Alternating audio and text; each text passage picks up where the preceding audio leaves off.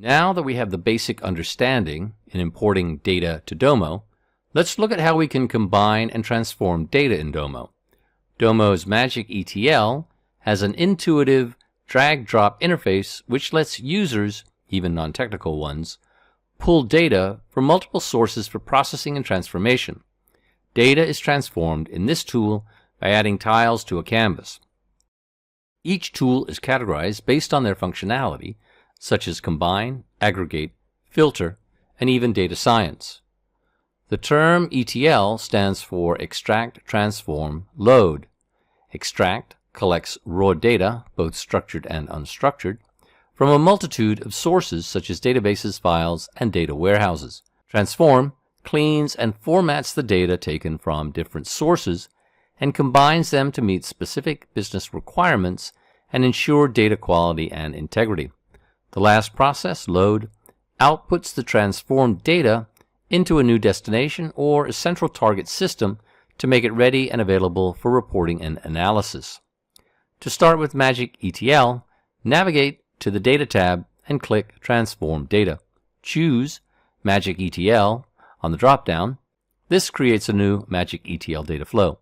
Click on Add DataFlow Name in the upper right to set a name for your first ETL. If not set, Domo will just assign the default name New ETL Transform to your data flow. We will name this as Mumbai Product Order and Customer Details. Our goal for this data flow is to combine the sources into one data flow that will contain the order details from Mumbai customers. There are several parts of a Magic ETL. The central blank area where you drag files into is the canvas. You can change the size of grids as well as change or remove the grid lines by navigating to the canvas settings. Click on Settings on the upper ribbon and select the Canvas Setting tab. You can untick the larger grid to go back to a smaller sized tile and choose a grid line variant from the drop-down. Once done, click Apply to show the changes. Over to the left of the canvas is the Tiles pane. The tiles are grouped according to their function. You can also use the search bar to find the specific tile you need. Let's add the two sources to our data flow by dragging an input dataset tile from the dataset group to the canvas. Upon placing it, click Choose Dataset to open the list of existing datasets available in our Domo instance. Select the order details and click Choose Dataset. Next, place another input dataset tile and use Customer Order. Since the tools were set to a dataset, the configuration pane shows additional details for the tools, such as the details which contains the dataset information and schema, data for a preview of the source, and notes for your own comments regarding this tile. Any tile with notes will be marked with a yellow note icon. To hide the configuration pane, click the Done icon in its upper right, or click any blank space of the canvas. Above the configuration pane is a mini-map, which helps you see the layout and navigate around complex and detailed data flows. You can select and drag the white square to move around the certain areas of the data flow. Next, let's choose the columns we need from both inputs. Collapse the utility group from the tile pane and add a Select Columns tile into the canvas, placing it after the input tiles. Connect the input to the Select tile, then add another Select Column tile and do the same for the second input. For the Customer Order input, we're going to select all columns except for state. In the Select Columns configuration pane, you can select which columns to include by clicking individual columns on the Add Column drop-down, or click the Add All Columns button, then remove the necessary column by clicking X for that line. Since we are using state, click X to get rid of the fourth column.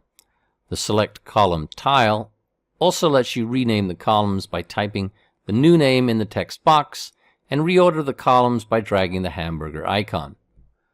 Next, select the columns for the second input, click Add All Columns and remove Profit, which is the third line on the list.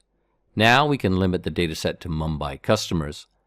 Collapse the filter group in the tiles pane and drag filter rows into the canvas and place it after the select tool of the customer order. Connect it to the select columns tile. The filter rows tile has two ways of adding filters. Choose add filter rule to add a simple filter based on a column's value, or choose add formula rule to type your own formula-based condition for the filter. Since we are going to filter the city field to get Mumbai, choose add filter rule, select city as the column to filter on, equals as the type of comparison, set a specific value to compare against, then type Mumbai as the value to compare. Next, we need to combine the data from both sources. Click the Combine Data group in the Tools pane to show its tiles. Drag the Join Data tile into the canvas and place it after the Filter Rows tile. Connect it to the preceding tile. The Join Data requires two incoming data streams before you can configure the tile. Connect the line from Order Details, select Tile, into the Join Data tile. Configure it by setting the join type to inner. There are 5 types of join types in the Join Data tile. Inner includes only matching rows in both input data sets. Left outer includes all rows from the first input data set on the left and matching rows from the second input data set on the right. Right outer includes all rows from the second input data set on the right and matching rows from the first input data set on the left. Full outer includes all rows from both input data sets. Cross join. Each row from the left table will be joined with each row in the right table. The second step is to set the join criteria. There are 2 options here. To set an equality condition where the join is going to be processed based on the matching values of the column, or expression condition to set your own formula on how the join will be executed. Our 2 data sets have the join key order ID, so we can select equality condition. Select order ID for both left and right dropdown. Finally, we have the output columns. Magic ETL automatically alerts you to any duplicate column names on the output of the join. Click either autofix right or autofix left to drop the column from that side of the data source. Now that we have placed the necessary transformations, it's time to direct the transformed data to an output. From the tile pane's datasets group, drag an output dataset into the canvas and place it after the Join Data tile. Connect it to the Join Tile output node. Name the output as Mumbai product order and customer details. Then set the update method of the output. There are 4 ways of updating data in Domo. Replace. Replace removes all existing data in the dataset and leaves an entirely new batch of data. Append. All incoming data is appended to the existing dataset with no consideration for whether data has been updated. Partition allows you to separate dataset records with the same key values into logical groups or partitions. When data is updated, entire partitions, as opposed to individual records, as with merge, are replaced or appended.